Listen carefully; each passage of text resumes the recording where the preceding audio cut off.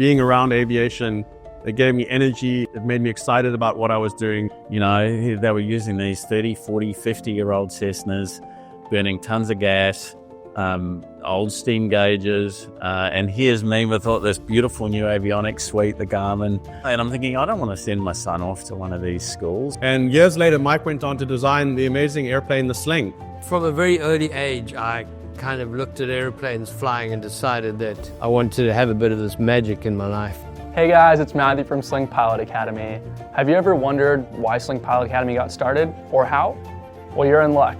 Today, we're going to sit down with the three co-CEOs, Matt, Jean, and Wayne, to cover what got them into aviation and why they started Sling Pilot Academy. Stick around to find out.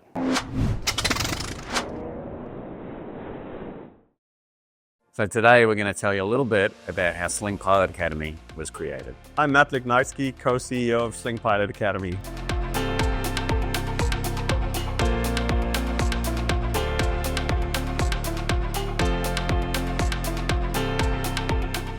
Wayne Todden, co-CEO, Sling Pilot Academy.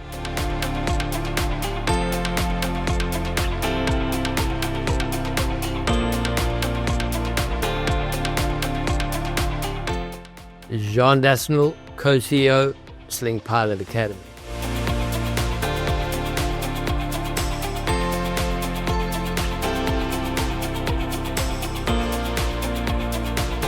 So my passion for aviation led me to start to become a pilot at the age of 16. The moment I, touched an airplane, I knew that that's what I wanted to do. I knew that being around aviation, it gave me energy. It made me excited about what I was doing. And I knew that no matter what, I wanted to pursue a career in aviation. Just because when you do what you love, you don't work a day in your life. And so my passion for aviation led me to connect with Mike Blythe. And I moved to the United States in the year 2000 to start an aviation business importing products from South Africa. And years later, Mike went on to design the amazing airplane, the Sling. And so in 2010, we set up a distributorship for the Sling, started importing Sling airplanes into the United States. At that time, Jean was in South Africa, making sure the airplanes were built safely and that the factory was producing quality airplanes. And we received the airplanes here in the United States. And very soon after, we saw people falling in love with this airplane. And we realized, let's not hold on to these demonstrators just for us and just for prospective customers. Let's bring the people from the community down the hill and into the cockpit and let them experience aviation in these wonderful airplanes. And so a little flying club was born in around 2011. That flying club grew from 1 airplane to 2 airplanes to 3 airplanes. It was never our primary business. It was actually part of us giving back to the local community and helping people enjoy aviation and maybe start a life or a career in aviation.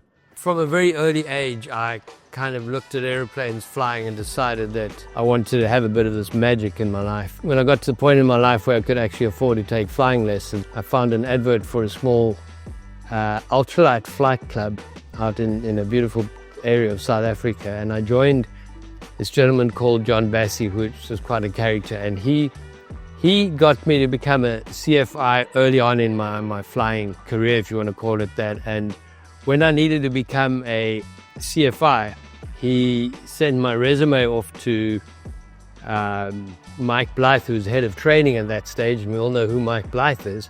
Mike's an incredible person and designed the airplane that we fly here in the academy.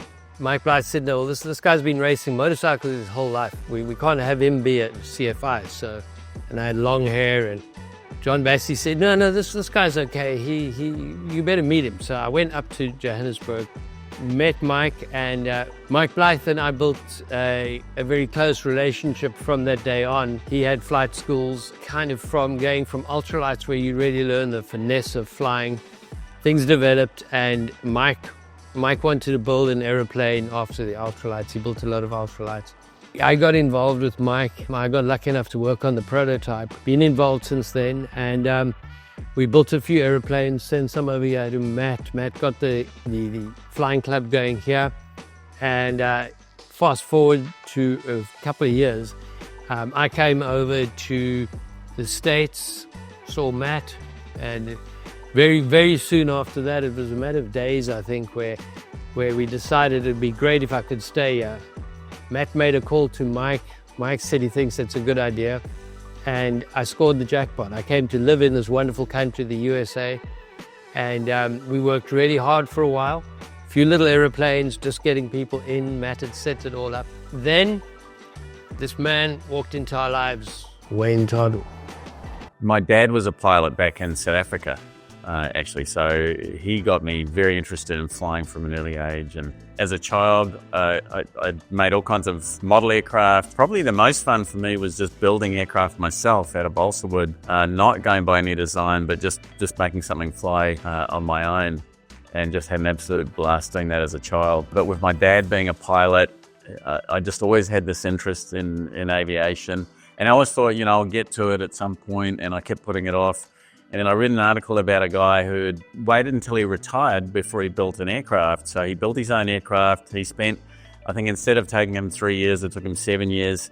And I was kind of reading this article thinking, oh, that's me. I'm going to get into this later. Maybe build an aircraft. And basically, as the article went on, it turned out that the guy lost his medical before he could fly a plane. And my heart just dropped. My heart sank. And that's when I decided, I think it was right there at that moment, I'm just going to buy an aircraft and then worry about all the rest later. So my goal was to buy an aircraft and then get my license. And then I found you guys. I mean, literally found out you were 6 minutes drive from my house. And came down here, flew with Jean, had an absolute blast. And I just knew right there at that moment that I was going to buy a Sling. So I bought the first TSI, and then Matthew and I, my son Matthew and I went to South Africa to build the aircraft. And that's where the idea from the academy came from. So we were lucky enough to go fly in Botswana at a race called the Race for Rhinos.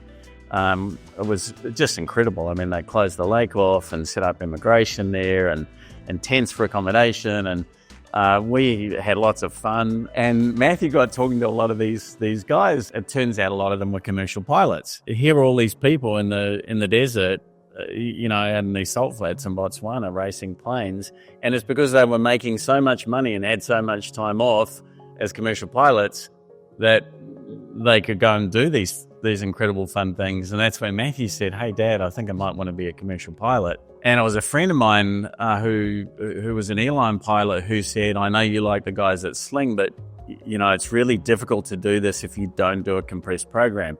And I didn't understand all of that at the time until I looked into it. But it just really gutted me to think that, here we've got this beautiful new Sling aircraft that's, burning unleaded gas, it's super efficient. So we went and toured a bunch of different schools, and we're just really, really unimpressed with the schools. They were using these 30, 40, 50-year-old Cessnas, burning tons of gas, old steam gauges, and here's me with all this beautiful new avionics suite, the Garmin. And I'm thinking, I don't want to send my son off to one of these schools, and they're very expensive too, by the way. We got talking to a bunch of the students after one of our tours that we did, and they were saying, oh, don't come here, it's really hard. We lost a bunch of kids from our class already. It was just sounding really bad as I started to look into it. My background is business. So my background is in startup businesses and like internet and telecommunication companies and really building them quickly. So, starting them from the ground up, building them to scale well and to grow fast. My idea was to grow it like an internet style business, to come in with the tools that I developed for doing that, but apply it to aviation. And that's when I approached you guys. And it all happened very quickly from memory. I think I approached you guys and said, hey, you guys have got the most efficient aircraft in the world. It'd be perfect for one of these compressed programs. And I think I said, if you guys wanted to do that and you wanted another business partner, I'd be happy to come on. And it all just kind of worked out from there. And we did. I think we did build a better model. I think we're really lucky in that we have a really diverse set of skills. And obviously you guys are the aviation experts. Between us, I think we just, really made it work out. Wayne's vision was grander than we could have ever imagined, and we've been able to execute it, and it's exceeded our expectations. And we absolutely couldn't have done it without the three of us in partnership and without Wayne having joined our partnership with this grand plan. So it's changed a lot since our first class back in 2019. We had just a handful of students back then, but boy, has it grown. Yeah, and we only had one location back then, and now we have multiple locations and do more flying than any other flight school in our vicinity.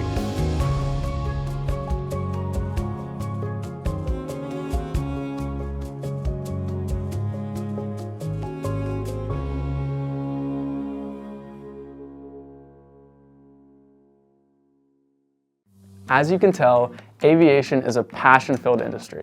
If you're a pilot out there watching this video, drop a comment to let everyone else know what got you into aviation. And as always, don't forget to like and subscribe. It really helps the channel and we really appreciate it. So today we're going to tell you a little bit about how Sling Pilot Academy was created.